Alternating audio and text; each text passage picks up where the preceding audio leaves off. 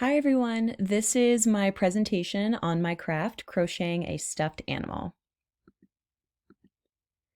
So I chose this craft for a few reasons. I wanted to do something that would take up some time and involve multiple steps, which this project definitely entailed.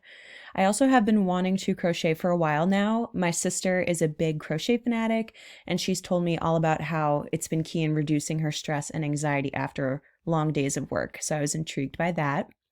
I also wanted to learn to crochet because my grandmothers both loved crocheting, and I grew up watching them take part in this meaningful activity, so I wanted to give it a try.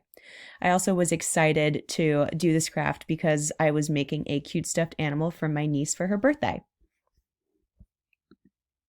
So I'll start with speaking a little bit about the crafting process. So when I was preparing for crocheting, I had to put in some time researching patterns and the best ways to go about making a stuffed animal.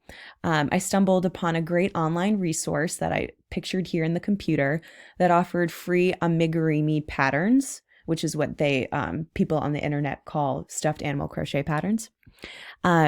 I chose this guy, Howie the Penguin, because he was really cute and is for beginners. The pattern document was extremely helpful too because it listed all the supplies I needed and it broke down the project into understandable steps with helpful video links that I used along the way. So the first part of this project involved crocheting the individual pieces of the stuffed animal. So besides the body, the penguin had a stomach patch, eyes, a beak, and arms and legs. Making those separate pieces was pretty tedious, and I had to learn a crochet pattern called the magic circle, which was exciting to master after a few tries. And the second part involved sewing all the pieces onto the penguin's body, and it was great to finally see all my work and all the pieces coming together. The third part involved filling my penguin with stuffing, stitching him up, and appreciating him.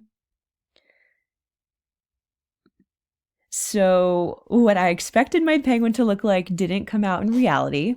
He looked a little more like a voodoo doll than a penguin, but honestly, I am proud of my first attempt, and I felt a lot of empowerment finishing this multi step crochet project.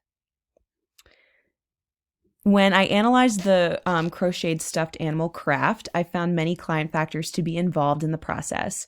A person taking part in crocheting needs to have joint stability and mobility to do the stitches with their crochet hook. They also need appropriate visual functions because counting stitches and seeing how your work progresses is important for this activity. The person also needs sustained attention to finish the craft, and their beliefs are important, like hard work will pay off. I found there were various positives and negatives to my experience learning to crochet and turning it into a stuffed animal. It was a great way to occupy my idle time at home, especially during this COVID-19 crisis when I had a lot of free time on my hands and wanted to take up a new hobby. I definitely felt increased motivation to work on the project and finish it because I was trying to make it as a gift for my niece. And it also was empowering throughout the process to master a new stitch or finish a different part of the stuffed animal piece by piece. Some cons of this craft activity include possible decreases in volition when experiencing challenges in the stitches or needing to start over. And I definitely experienced this after putting time into a certain part of the project and then having to unravel and start again because it wasn't done right.